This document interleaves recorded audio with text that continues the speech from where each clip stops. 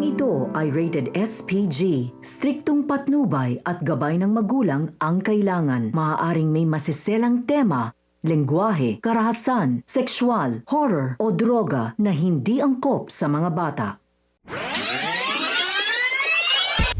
Isang mapagpalang araw mga kapamilya, and welcome back.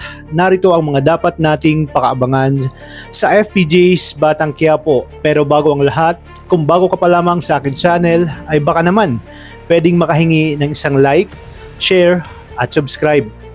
Sino kaya ang tuluyang tatapusin ni Enteng na tiyak na ikakagulat nating lahat? Yan ang sabay-sabay nating pakaabangan sa dulo ng bidyong ito. Tapos na nga ang laban dahil tuluyan ang nalaman ng taong bayan na si Tanggol talaga ang totoong nanalong mayor noong nakarang eleksyon. Kaya naman naglulupasay at halos hindi makahinga ang mag-inang Jackie at Miguelito nang mapanood nila si Commissioner Medina sa kanyang anunsyo. Sa pagdating ni Medina, dala ang mga dokumento at ebidensya na magpapatunay sa pagkapanalo ni Tanggol ay hindi nga napigilan ni Miguelito na hindi gumamit ng dahas dahil na rin sa init ng kanyang ulo. Walang pakundangan niyang binaril sa Commissioner Medina at tinamaan sa may dibdib. Pinunit naman ni Jackie ang mga dokumentong hawak ni Commissioner dahil para sa kanya, papel lamang yun.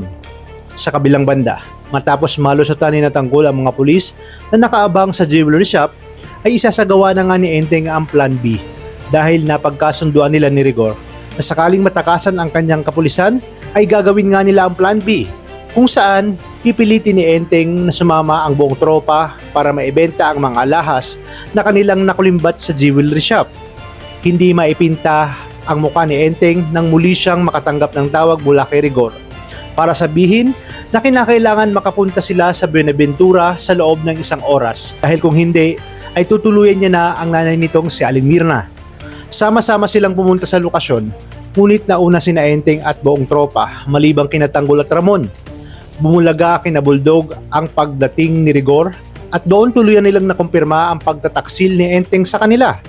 Labis-labis naman ang paghingi ng tawad sa kanyang mga kaibigan at sinabi na naipit lamang siya ng sitwasyon. Habang nakagapos ay ginagawang pansimbag ni Rigor ang buong tropa ni Tanggol kahit anong pakiusap sa kanya ay hindi niya pinapakinggan ang mga ito.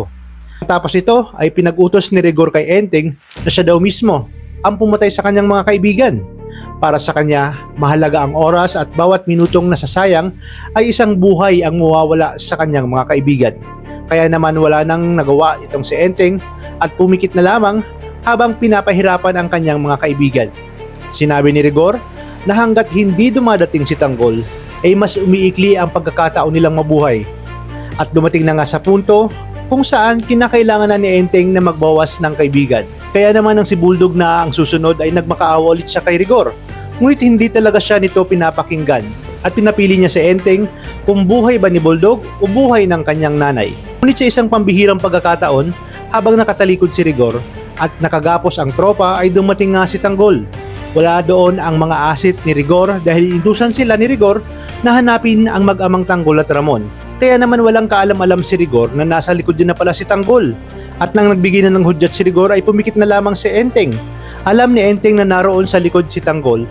Kaya naman dito si Rigor ang kanyang tatamaan. Ito nabuhayan ng pag-asa si Enteng at lumakas ang kanyang loob dahil naroon na si Tanggol. Ilang kaya't napuruhan itong si Rigor. At dito na muling nagkaharap sina Tanggol at Rigor. Sinabi ni Tanggol na siya na ang harapin at wag-duwag. Hindi na palalampasin ni Tanggol ang pagkakataon na ito na mapatay si Rigor sa laki ng atraso nito sa kanya at dahil na rin sa dami ng buhay na nawala at nadamay. Sa kabila nito ay nagpupumiglas pa rin si Rigor at galit na galit.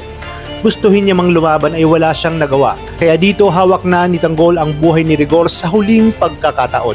Talagang kapanapanabik ang mga susunod na tagpo sa teleseryeng ito.